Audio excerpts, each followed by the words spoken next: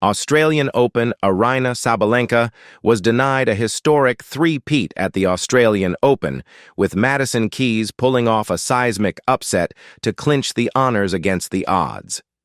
She was hoping to become the first woman since Martina Hingis in 1999 to win 3 successive titles in Melbourne, but fell at the final hurdle with Keys producing the display of her life.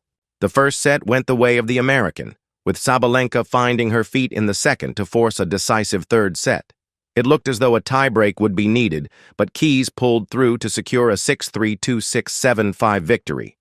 The men's final, which is taking place tomorrow, will see Jannik Sinner go up against Alexander Zverev as the Italian looks to defend his title. Novak Djokovic will be forced to watch from afar, having withdrawn from his semi-final against Zverev due to a muscular injury.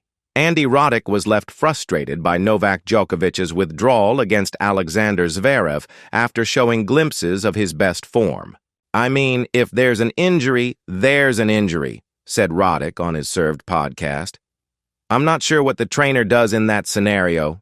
Disappointing, because I think that was the first time the last 3 matches that we've seen Novak in full flight. Obviously, he won the Olympics, looked great there, but in a Grand Slam since he won the US Open in 2003, I think this is the first time we got glimpses of kind of vintage peak Novak." Aryna Sabalenka has explained why she lost her cool and smashed her racket after losing the Australian Open final. "There definitely was a bit of frustration because I was so close to achieve something crazy," she said in her post-match press conference.